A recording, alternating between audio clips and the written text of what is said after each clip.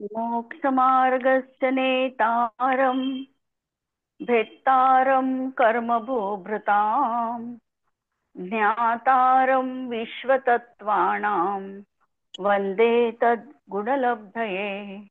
अंतिम शासन नायक 1008 भगवान महावीर स्वामी की जय। द्वादशांगो श्रुत देवी की जय। स्वाध्याय कक्ष संपेपर्यंत आपणा सर्वांना चतुर्विध आहाराचा त्याग असणार आहे। कर्मविवेचन आपण बघतो आहे आणि 8 कर्मांच्या बाबतीत आमचं प्रकरण सुरू आहे। 8 प्रकारामध्ये पहिल्यांदा आम्ही ज्ञानावरण कर्म बघितलं। ज्ञानावरण कर्मासाठी दृष्टांत कोणता दिलेला आहे, थोडं रिवाइज करते आहे। तिसऱ्या चौथ्या भागामध्ये चित्र काढून दाखवलेले आहे। ज्ञानावरण कर्मात कशाचा दृष्टांत ज्ञानावरण कर्मासाठी दिलेला आहे? पडदा, पारदर्शक पडदा लागलेला आहे समोर। पडदा लागलेला आहे पारदर्शक, याचा दृष्टांत दिला की थोडंसं ज्ञान होतं आणि थोडंसं होत नाही। दर्शनावरणासाठी कशाचा दृष्टांत दिलेला आहे? दर्शनावरण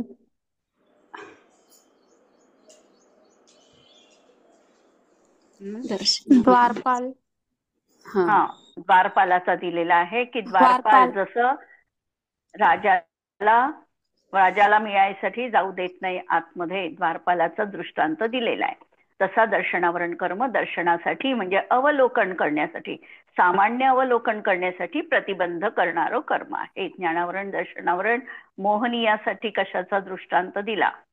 दारू पिलेल्या मनुष्याचा, दारू पिलेल्या व्यक्तीचा। नंतर वेदनीय कर्मासाठी दुधारी तलवार, हे शहद असलेली म्हणजे हे शहद लागलेली असलेली तलवार, मध लागलेली तलवार ती चाटतो आहे।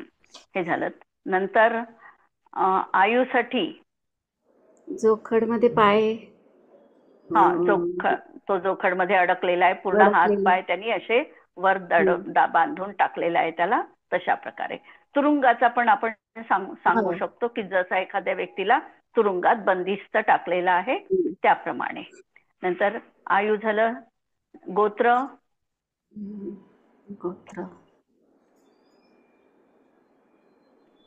कुंभकार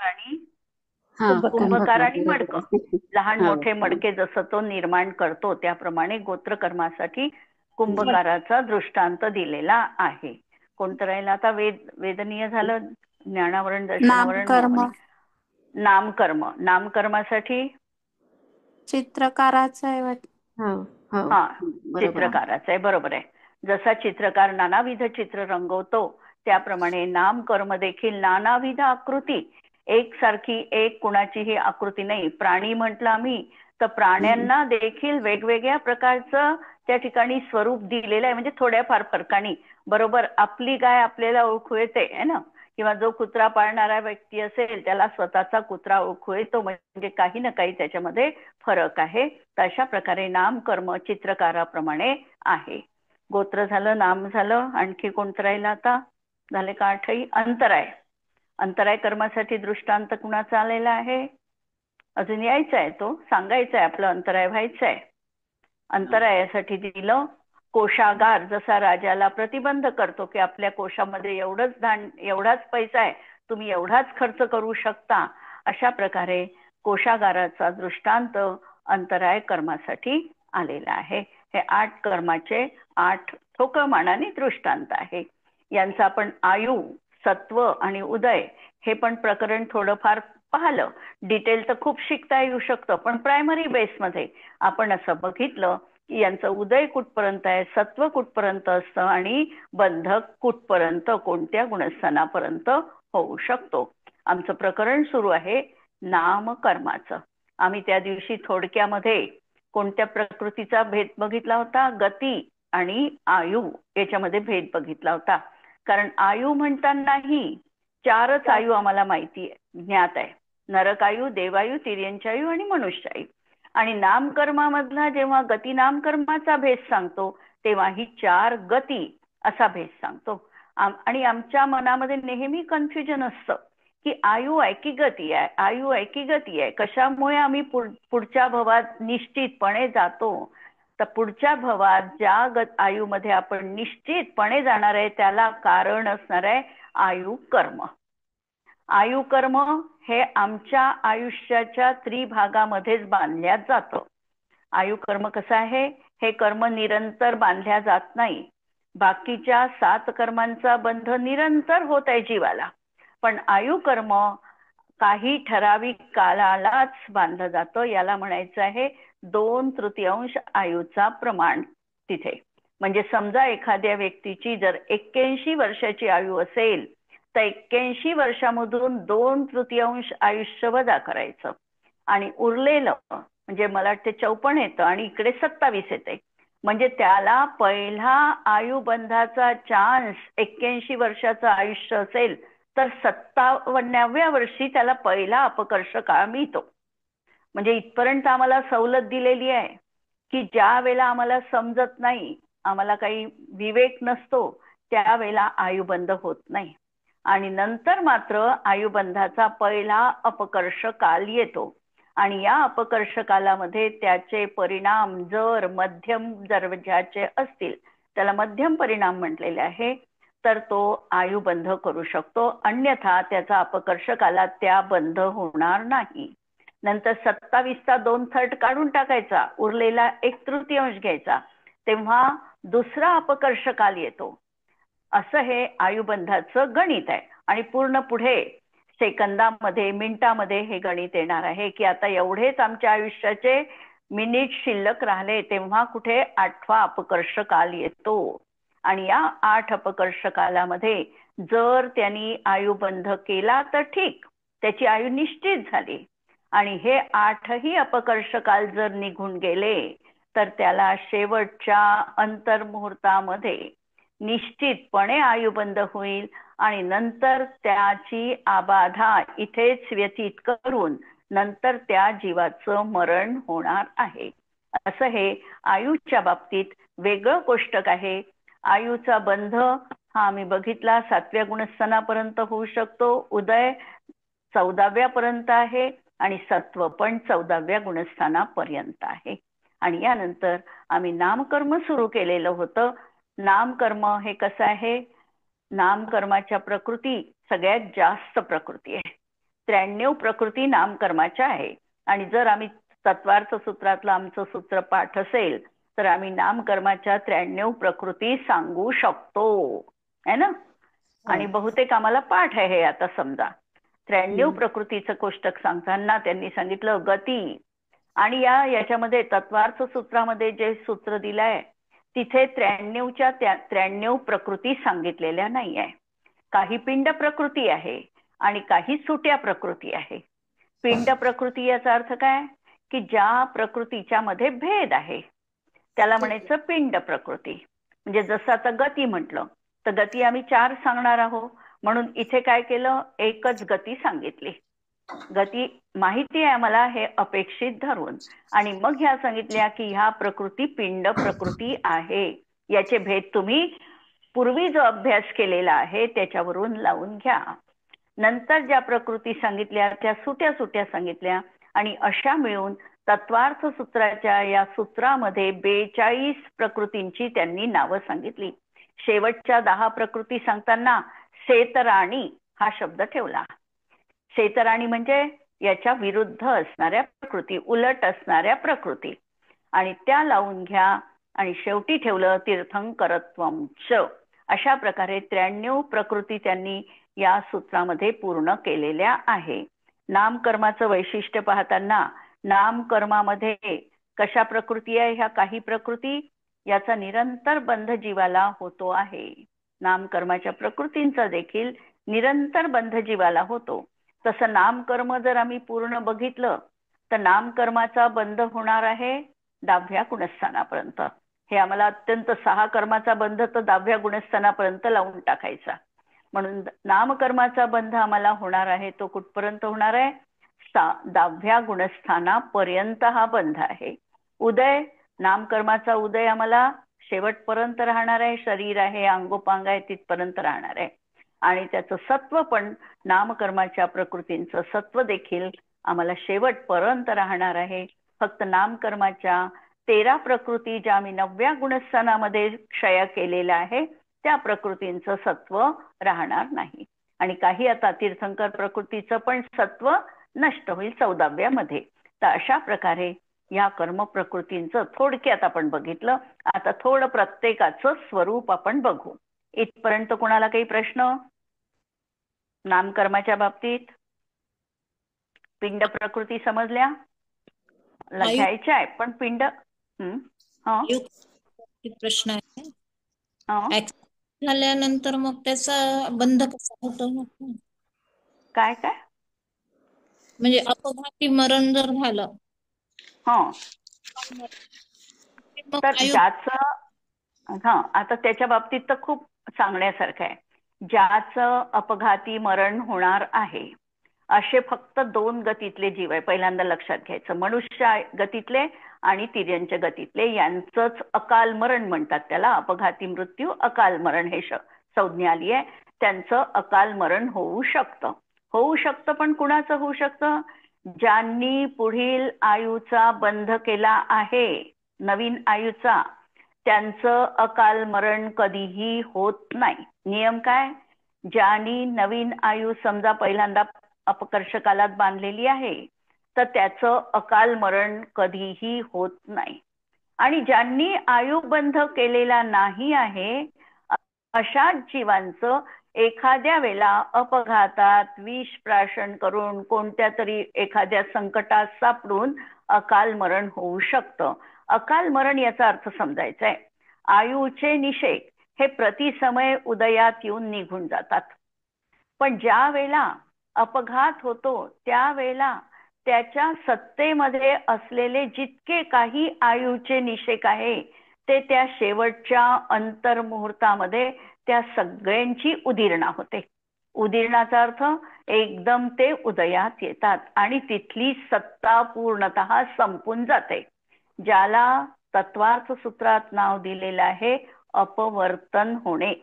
आयु कर्माच्या बाबतीतच हा शब्द आलेला आहे की आयु कर्माचं अपवर्तन होऊन तो अकाल मृत्यू त्याचा झाला. पहिल्यांदा तर अकाल मृत्यूच्या बाबतीत नियम लक्षात ठेवायचा. पहिला नियम कोणता? की ज्याला नवीन आयुचा बंध झालेला नाही त्याचंच अकाल मरण होऊ शकतं. पहिला नियम. दुसरा नियम, तो जीव कर्मभूमीमध्ये संख्यात आयुष्यवाला असला पाहिजे, तिर्यंच किंवा मनुष्य. असंख्यात आयुवाले जीव असेल त्यांचं अकाल मरण होत नाही. अकाल मरण होत असताना त्या जीवानी काय केलेलं आहे? एक तर काहीतरी आत्महत्या केली म्हणा, त्यांनी काही स्वतः म्हणजे त्याला अपघात झाला म्हणा, आणखी कोणते कारण मिळाले असेल. या कारणामुळे त्याच्या सत्तेमध्ये असलेले सगळेच्या सगळे आयुचे निषेक हे उदयात उदीर्णा होऊन त्याची उदीर्णा होऊन ते एकदम उदयावलीमध्ये आले आणि फळ देऊन नष्ट झाले. पण हे नष्ट होत असताना आता त्याला त्या जीवाला आयुबंध कधी पडेल? कारण त्याला आधी आयुबंध झालेला नाही हे आम्ही म्हटलेलं आहे. तर त्या जीवाला आयुबंध जो पडणार आहे तो त्याचं जे आता एक अंतर्मुहूर्त आयुष्य राहिलं आहे या अंतर्मुहूर्तामध्ये 2 भाग करायचे त्याचे. आणि शेवटच्या अंतर्मुहूर्तात त्याला आयुबंध होत नाही, पहिल्या अंतर्मुहूर्तात त्याला आयुबंध होतो. आयुबंध होईल त्याला. आयुबंध झाल्यानंतर त्या आयु कर्माची आबाधा याच भावामध्ये तो पूर्ण करेल आणि नंतर त्याची नवीन आयुचा उदय सुरू जाईल. नवीन आयुचा उदय सुरू होणं याचाच अर्थ त्याचं मरण आहे. कारण नवीन आयु सुरू झाली म्हणजे पूर्वायु संपली. पूर्वायु संपली म्हणजेच क्षय झाला, म्हणजेच त्याचा मरणकाल आहे तो. आणि नवीन आयु आता सुरू झालेली आहे. अशा तऱ्हेने त्या उदीर्णा झाल्यामुळे त्या जीवाचं अकाल मरण झालं असं म्हटलं जातं. पण अकाल मरण झालं तरीही त्याला नवीन आयु बांधल्याशिवाय त्याचं मरण संभवनीय नाही आणि म्हणून मरण तिथे म्हणजे या पद्धतीने आयुबंध करूनच तो मरण पावणार आहे. कधी कधी आम्ही बोलताना म्हणतो की तो अगदी ऑन स्पॉट गेला. हे आमचं वाक्य असतं. ऑन स्पॉट गेला असं नाही आहे. त्यालाही एक अंतर्मुहूर्त कालावधी तिथे मिळालाच आहे. पहिल्यांदा त्याला आयुबंध झाला, आयुबंध होऊन त्याची आबाधा इथेच व्यतीत झाली आणि नंतरच त्याचं मरण झालेलं आहे. तर एवढी ही सूक्ष्मता आयु कर्माच्या बाबतीत आम्हाला लक्षात घ्यायची आहे. क्लिअर झालं हे प्रकरण हो. आयुबंधाचं? तर असंख्यात असं हे तुम्ही असंख्यात वर्ष असलेल्या व्यक्तीचं मरण असं म्हटलं. मरण नाही होत ते, त्याचे अकाल मरण होत नाही. काही जीवांचं अकाल मरण होत नाही. तत्वार्थ सूत्रात सूत्र आहे, औपशमी औपपादिक चरमोत्तम देहा संख्येय वर्षायुषो नपवर्त्यायुषा. असंख्यात वर्ष ज्यांचं आयुष्य आहे, असं असंख्यात वर्ष आयुष्य कुणाचं असतं? भोगभूमी जीवांचं आहे ना. भोगभूमी म्हणून तिथे अकाल मरण नाही आहे. देवांचं आयुष्य असंख्यात वर्षाचं, नारकी तिथे किंवा उपपादवाले जे जन्मवाले आहे, म्हणजे उपपाद जन्म कुणाचा होतो? नारकी आणि देवांचा. हा, नारकी आणि देवांचा. म्हणून त्यांचं अकाल मरण होत नाही. औपपादिक चरमोत्तम देह, चरमोत्तम देह कुणाचा? चरम म्हणजे काय? तीर्थंकरांचा चरमचा अर्थ काय? उत्तम शेवटचा. आणि उत्तमचा अर्थ काय? उत्तमचा परमोदय परत जन्म घेणार नाही तो. नाही, असं नाही. चरम म्हणजे जे परत जन्म घेणार नाही ते, आणि उत्तम म्हणजे ते नाही. उत्तम म्हणजे 63 शलाका पुरुष जे आहे त्यांचा उत्तम देह म्हटलाय. पण त्यामध्ये पहा, नारायण प्रतिनारायण हे कुठे जातात? नरकात. म्हणून त्यांचा चरमदेह नाही आहे, पण उत्तम देह आहे. उत्तम काय आहे? कारण आहार आहे, निहार नाही, सगळं आहे, समचतुरस्थ संस्थान आहे, म्हणून उत्तमचा देह आहे. पण चरम आहे का त्यांचा देह? नाही आहे, कारण ते नरकात जाणार आहे. नारायण प्रतिनारायण हे नरकगामी जीव आहे. म्हणून जे या ठिकाणी संधी कशी लावायची? मग चरमोत्तम देह, चरम आणि उत्तम असा संयुक्त देह ज्यांचा आहे त्यांचं अकाल मरण होणार नाही. आणि ज्यांचं उत्तम जे जे मोक्षाला जाणारे आहे त्यांना मग चरम म्हणायचं का? त्यांचं चरम शरीर आहे, त्यांचं चरम शरीरी म्हणायचं त्यांना. चरमोत्तम म्हणू शकतो? नाही, चरमोत्तम नाही म्हणू शकत. कारण चरम आणि उत्तम दोन, उत्तम संयुक्त म्हणू शकतो, चरमोत्तम असं म्हणू शकतो, पण नुसतं उत्तम नाही म्हणू शकत. एक तर चरम म्हणा, चरमोत्तम म्हणा, पण नुसतं उत्तम नाही म्हणतायत. उत्तम म्हटलं तर काही उत्तम देहधारी हे नरकगामी पण आहे, काही उत्तम देहधारी यांचं अकाल मरण पण झालेलं आहे. का असं उदाहरण वाचण्यात की जे उत्तम देहधारी होते आणि ज्यांचं अकाल मरण झालं? श्रीकृष्णाचं, बरोबर आहे, श्रीकृष्णाचं त्याला बाण लागून मरण झालं. उत्तम देह होता, पण काय झालं? अकाल मरण झालं. बाण लागला त्या समयात त्यांच्या आयुचे उरलेले सगळे निषेक काय झालं? उदीर्णाहून उदयात आले आणि त्यांचं पूर्णतः आयुचे निषेक संपले, अपवर्तन झालं. म्हणून त्यांचं अकाल मरण म्हटल्या जातं. म्हणजे अकाल मरणाच्या बाबतीत एक शब्द लक्षात ठेवायचा की उदीर्णापूर्वक ज्यांचं मरण झालेलं आहे ते अकाल मरण, आणि उदयपूर्वक सामान्य रीतीने उदयात येऊन निषेक किरत गेला जे अकाल मरण आहे, म्हणजे उदयपूर्वक मरण आहे ते काल मरण. क्लिअर? आता आपण कसं म्हणू शकतो की अकाल मरण झालं म्हणून? कारण एकीकडे आपण असंही म्हणतो ना की असंच होणार असेल त्याचं. आता हे कसं झालं? सिद्धांत ग्रंथ आणि आम्ही आमचं तत्व यांचं असं वेगवेगळं ठेवायचं. हे आगम काय, द्रव्यानुयोग काय म्हणणार आहे? द्रव्यानुयोग म्हणणार आहे जे ज्या समयात जसं होणार आहे तसं होणार आहे. तीर्थंकरांनी सगळं पाहिलंय, सर्वज्ञांनी सगळं जाणलेलं आहे आणि ते त्यानुसार होणार आहे. हे झालं द्रव्यानुयोगाचं कथन. कर्णानुयोग काय म्हणणार आहे? कर्णानुयोगाच्या भाषेत जेव्हा आम्ही मृत्यूचं अवलोकन करतो तेव्हा कर्णानुयोग म्हणणार आहे की त्याच्या आयुच्या निषेकांची उदीरणा झाली आणि त्याचं मरण झालं आणि या मरणाला अकाल मरण म्हणायचं. मग आता हे सर्वज्ञ भगवंतांनी पाहिलं आहे की नाही पाहिलं आहे, हे त्यांना ज्ञात आहे की नाही आहे? आहे ज्ञात. ते ज्ञात आहे, होणार होतं त्यांचं, आहे त्यांची भवितव्यता तशी. पण कर्णानुयोगाच्या दृष्टीतून जर आम्ही तिकडे बघितलं तर आम्ही काय म्हणू? या जीवाचं अकाल मरण झालेलं आहे. म्हणून अनुयोगाच्या दृष्टिकोनातून असा वेगवेगळा स्वतंत्र विचार करायचा आणि सामंजस्य त्याच्यामध्ये प्रस्थापित करायचं. आम्ही असं म्हटलं, समजा आम्ही घरामध्ये म्हातारे आई वडील असतात, रुग्ण असतात कोणी, त्यांची आपण लहान मुलं आहे त्यांची आम्ही सेवा करतो की नाही करत? करतो ना आम्ही त्यांची सेवा, त्यांची सेवा करतो. मग त्यांना आम्ही असं म्हणतो का की ज्यांचं मरण होणार असेल त्या समयात निश्चितपणे मरण होणार आहे, त्यांना उपदेश देताना काय म्हणतो?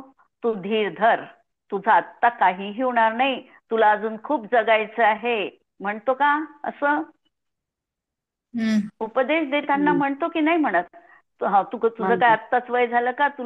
आम्हाला तू खूप हवी आहेस, अजूनही तुझं छत्र आमच्यावर हवं आहे, तुला खूप जगायचंय, आमच्यासाठी जगायचंय, तुला काहीच होणार नाही, मी तुला काहीच होऊ देणार नाही म्हणतो, मी तुला काहीच होऊ पण देणार नाही, असंही वाक्य आम्ही बोलतो त्यांना समजवताना. म्हणतो. आता हे कुठे बसतं आमच्या आगमामध्ये?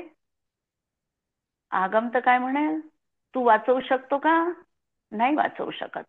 तू एक समय तरी त्याला अधिकचा देऊ शकतो का? नाही देऊ शकत.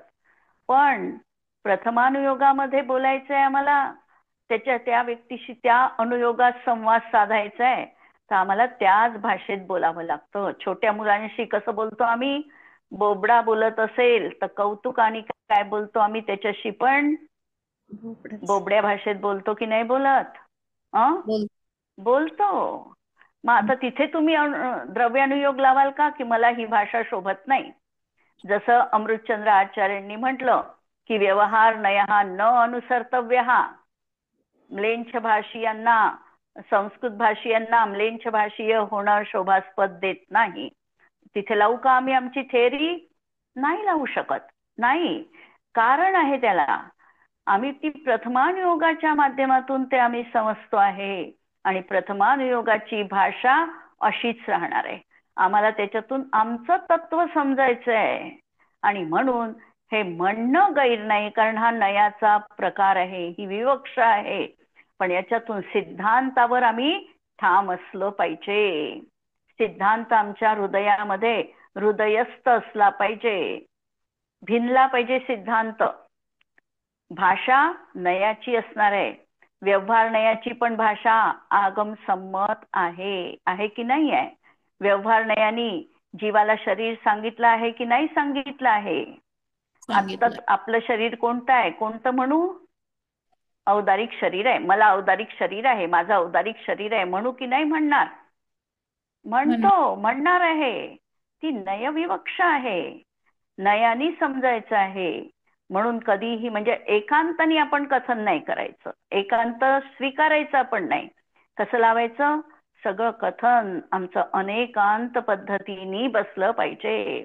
परमागमस्य बीजम निषिध्य जात्यंद सिंधुर विधानम. अमृतचंद्र आचार्यांनी कोणत्या याच्यामध्ये ग्रंथात हा श्लोक ठेवला? पुरुषार्थ सिद्धी उपाय ग्रंथामध्ये दुसरा श्लोक आहे. परमागमस्य बीजम निषिध्य जात्यंध सिंधुर विधानम. जातीने अंध असलेल्यांनी सिंधुर विधान केलं. सिंधुर विधान म्हणजे काय कल्पू? सिंधुर म्हणजे काय आहे ना कल्पू? हॅलो, वाटत स्मिता? नाही लक्षात आलं. सिंधूरचा अर्थ आहे हत्ती. हा, सिंधुर विधान म्हणजे हत्तीचं विधान केलं. कोणी? जातीनी अंध असलेल्या व्यक्तींनी. सिंधुर विधानम म्हणजे जातीनी अंध असलेल्या व्यक्तींनी हत्तीचं वर्णन केलं. कसं झालं? एकांत पूर्ण झालं ना. एकानी पाठीसारखा म्हटला, एकाने दोरासारखा म्हटला, एकानी सुपासारखा म्हटला. कारण अंध आहे ती व्यक्ती, म्हणून त्यांचं विधान हे निषिद्ध केलं. आणि सकल नय विलसितानाम विरोधमथनम नमामी अनेकांतम. सगळ्या नयांचा विरोध संपुष्टात आणून अशा तऱ्हेने अनेकांताला मी या ठिकाणी प्रणाम करतो. अमृतचंद्र आचार्यांचं हे पुरुषार्थ सिद्धी उपाय मधलं ग्रंथ कसा वाचायचा, ग्रंथाची भाषा कशी, या संबंधात वर्णन आहे. तसं आम्हाला काय करायचंय, आम्ही म्हटलं त्याचं होणार होतं तसंच होईल, बरोबर आहे, पण तरीही आम्ही आमचं कर्तव्य त्या ठिकाणी करणं आहे हेही पण आम्हाला पाहायचं आहे. कारण आमची भूमिका अजून ती वरची नाही. वरच्या भूमिकेत ठीक आहे, जो उपेक्षा संयमाचं पालन करतो आहे त्याच्या दृष्टिकोनातून ती भूमिका बरोबर आहे. पण आमच्या भूमिकेत आम्हाला आज जे आहे त्यानुसार विवेचन करावं लागणार आहे. पण श्रद्धा मात्र निश्चय नयाने प्रतिपादन केलेल्या वस्तुतत्वाप्रमाणे ठेवावी लागणार आहे. पटतंय?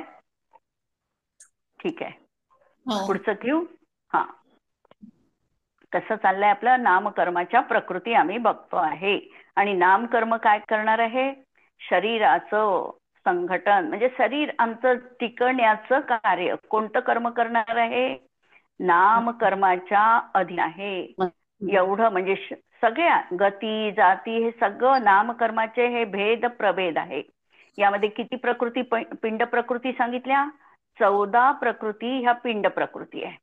एकूण प्रकृती किती सांगितलेल्या आहे या सूत्रामध्ये, 42 कर्म प्रकृती सांगितलेल्या आहे. आणि त्याचे भेद प्रभेद करत मग आम्हाला प्रकृती जर पाहिल्या आम्ही तर 93 प्रकृती होणार आहे. हे सूत्र बघताना पहा कसं लावाल तर. पहिल्यांदा पाहिलं गती, गतीचे 4 भेद आहे. ठीक आहे, गती कशाला म्हणायची, पहिला दुसरा भाग. गती नामकर्माचा उदय असताना, प्रकारे गती नामकर्माचा उदय असताना जीव विशिष्ट अवस्थेला प्राप्त होतो, त्याला गती नामकर्म म्हणतात है ना. तर अशा प्रकारे 4 गती, की नरक गती नामकर्माचा उदय असताना जीव नारकी अवस्थेला प्राप्त होतं. अवस्थेला प्राप्त होणं हे त्या ठिकाणी महत्वाचं आहे. त्याला म्हणायचं गती नाम कर्म. हे आहे 4 प्रकारचे है ना, नरक गती, मनुष्य गती, तिर्यंच गती आणि देवगती. हा, आणि प्रत्येकाचं आता वैशिष्ट्य आपण घेतलेलं आहे आता गती पाहिलं तेव्हा, म्हणून त्याचं आता पाहत नाही वर्णन आपण. म्हणून गती झालं. मग जाती, जाती म्हणजे काय करायची, या ठिकाणी ज्या ठिकाणी आम्हाला काही समानता दिसते आहे या समानतेच्या आधारावर आम्ही त्याची जाती ठरवत असतो. जसं स्त्रीमध्ये स्त्रीत्वपणा सामान्य दिसतो म्हणून स्त्री जाती म्हटल्या जाते उदाहरणासाठी. किंवा सगळे 10-15 टेबल आहे तर त्याची आम्ही एक जाती आहे असं म्हणू शकतो. तर अशा प्रकारे ज्या नरकादी गतीमध्ये ज्या नामकर्माचा उदय असताना निर्दोष निरपवाद समानतेमुळे एकपणा दिसून येतो त्याला जाती नामकर्म असं म्हणतात. आणि जाती नामकर्म फक्त 5 प्रकारचं आहे. एकेंद्रिय जाती, इंद्रियाच्या माध्यमातून हे विभाजन केलेलं आहे.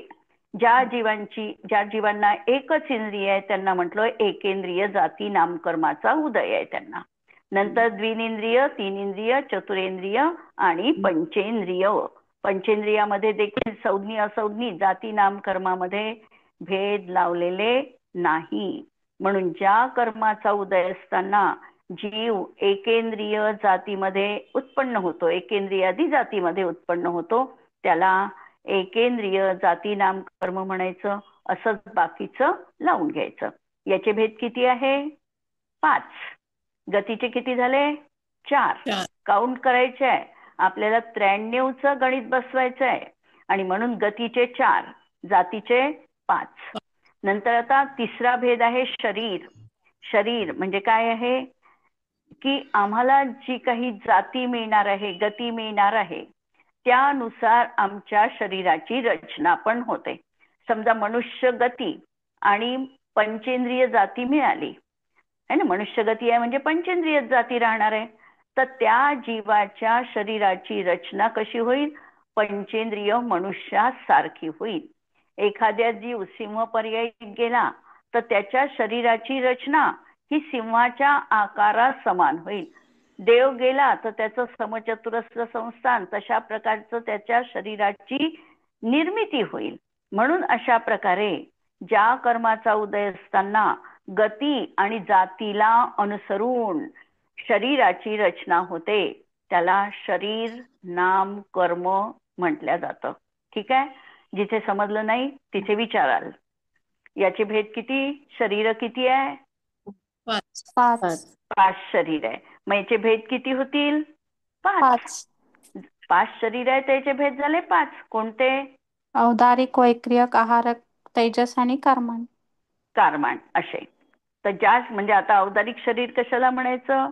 की ज्या कर्माचा उदय असताना औदारिक शरीराची निर्मिती होते ते औदारिक नामकर्म. औदारिक शरीर कुणाकुणाचं असतं? देव मनुष्य आणि आणि नारद. तिर्यांचं. देव आणि हा. नारद. नाही नाही, देव आणि मनुष्य नाही, आणि नारदींचं औदारिक तिर्यांचं. कुठे? एक शरीर आहे. मनुष्य आणि तिर्यंच. मनुष्य आणि तिर्यंच यांचं औदारिक शरीर असतं. औदारिक शरीराची व्युत्पत्ती कशी लावाल? औदारिक शरीरामध्ये मूळ शब्द कोणता आहे? उदार. उदार. उदार पासून औदारिक बनला. उदारचा अर्थ काय? स्थूल. उदार म्हणजे काय? स्थूल. म्हणजे जे शरीर स्थूल आहे ते औदारिक शरीर आहेत. म्हणजे लक्षात ठेवण्यासाठी उदार, उदारापासून औदारिक शब्द बनला है ना. तर उदार याचा अर्थ स्थूल. म्हणजे स्थूल जे शरीर आहे ते औदारिक शरीर आहे. औदारिक शरीर कोणत्या प्रकृती म्हणजे कशापासून बनतं? कोणती वर्गणा आहे त्यासाठी काम देणारी? औदारिक शरीर बनलं पण वर्गणा कोणती लागली? रॉ मटेरियल आहार वर्गणा. आहारक. आहार वर्गणा. आहार वर्गणेपासून औदारिक शरीर बनलेलं आहे. याचे 5 भेद. ज्या कर्माचा उदय असताना औदारिकाची रचना होते ते औदारिक नामकर्म. नंतर दुसरं वैक्रियक शरीराची निर्मिती होते. वैक्रियक शरीर म्हणजे काय? विक्रिया ज्याची होऊ शकते.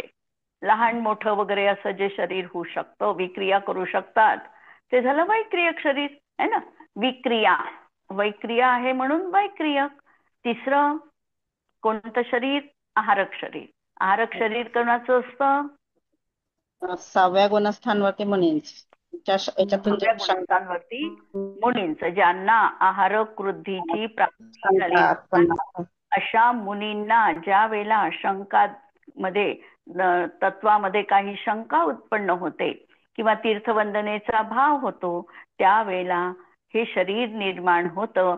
आणि हे बनलेलं आहे ते कशापासून बनलेलं आहे? त्याच्यासाठी कोणतं रॉ मटेरियल लागलं? आहार वर्गणेचंच. आहार वर्गणाच.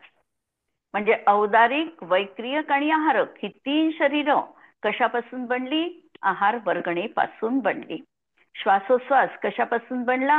आहार वर्गणेपासून बनला. ठीक आहे. तर असं हे औदारिक. तेजस कशाला म्हणायचं? मग ताई तेजस शरीर आहार समुद्धात पण एक नाव. ज्यामुळे शरीरावर कांती येते. म्हणजे ज्यामुळे शरीरावर कांती येते, ऊर्जा निर्माण असते आमच्यामध्ये. ओज आहे, गरमपणा जो आहे आमच्यामध्ये, हे आहे तेजस शरीराचं काम. ही वर्गणा कोणती आहे तेजस शरीर बनणारी? तेजस वर्गणा. आणि दुसरं शेवटचं शरीर कारमाण शरीर. कारमाण शरीर कशाला म्हणायचं? कर्मांच्या पिंडाला. कर्माच्या पिंडाला कारमाण शरीर म्हणायचं. कर्मसमूहाला कारमाण. हे कशापासून बनलेलं आहे?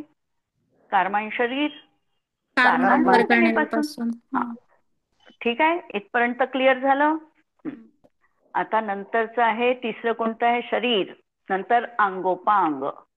अंगोपांग तर आता अंग आणि उपांग यांची रचना होणं. म्हणजे ज्या कर्माचा उदय असताना अंगोपांगाची रचना प्रगट होते, त्याला अंगोपांग नामकर्म म्हणतात. आता अंगोपांगाचे 3च भेद आहे, शरीराचे 5 भेद आहे, पण कारमान शरीर आणि तेजस शरीर यांना अंगोपांग नसतात. अंग आणि उपांग हे नसतात, आणि म्हणून 3च शरीराला अंगोपांगाची रचना लावायची. म्हणून औदारिक शरीर अंगोपांग नामकर्म, वैक्रियक शरीर अंगोपांग नामकर्म आणि आहारक शरीर अंगोपांग नामकर्म.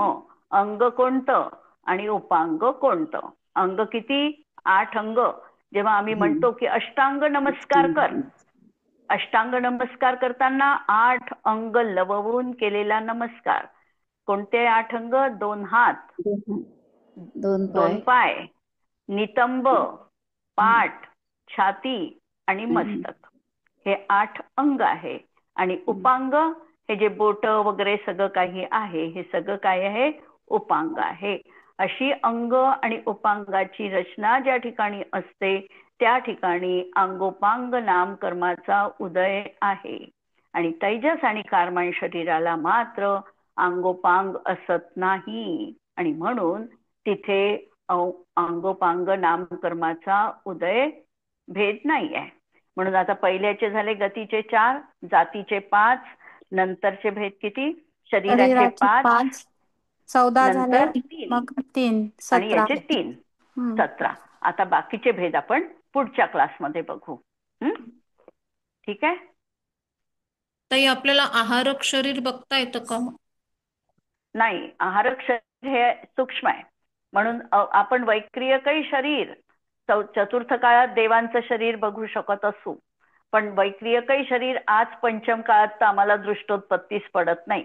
कुणीही वैक्रियक शरीराची आभा पंचम काळातली व्यक्ती सहन करू शकत नाही. आणि आहारक शरीर तर त्याही पेक्षा सूक्ष्म आहे. एक हस्तप्रमाण एवढं शरीर आहे, आणि ते काही कुणाला दिसणारं शरीर नाही आहे. कारण परम सूक्ष्म, एकेकापेक्षा एक शरीर सूक्ष्म आहे. त्यामुळे आहारक शरीर आम्ही पाहू नाही शकत, आणि आज पंचम काळात ते कुणाला इथे होत पण नाही. पण मग वैक्रियावृत्तीधारी विष्णुकुमार मुनींची जी गोष्ट सांगतो तेथे आपण म्हणतो की नाही त्यांना प्राप्त झालं होतं म्हणून. वैक्रियक शरीर तर ते आहारक औदारिक बुद्धी. शरीराची विक्रिया होती. अच्छा. औदारिक शरीराची विक्रिया होती ती. ते देवांचं जसं वैक्रियक शरीर आहे तसं नाही आहे. हे वेगळं या आहे. शरीराची विक्रिया आहे, हे वेगळं आहे. म्हणून औदारिकाचं वैक्रियक आहे ते. ते विक्रिया वृद्धी होती बुद्धी म्हणून. होती. ती विक्रिया वृद्धी होती म्हणून त्यांना विक्रिया करता आली. पण त्यांचं शरीर कोणतं? औदारिक. पण इतक्या सूक्ष्म शरीराला पण अंगोपांग आहेत मग? हो, सूक्ष्म नाही आहे ते, तसं सूक्ष्म नाही आहे. तेजस आणि कारमानच सूक्ष्म आहे, 3 शरीर सूक्ष्म नाही आहे, एवढी सूक्ष्म नाही आहे. पण आपल्या आज चाक्षुष नाही आहे म्हणून आम्हाला ते सूक्ष्म म्हणावं लागतं. ठीक आहे. समुद्घात आणि शरीर याच्यातला फरक सांगाल पुढच्या वेळेला? हो, समुद्घात आणि शरीर. ठीक आहे.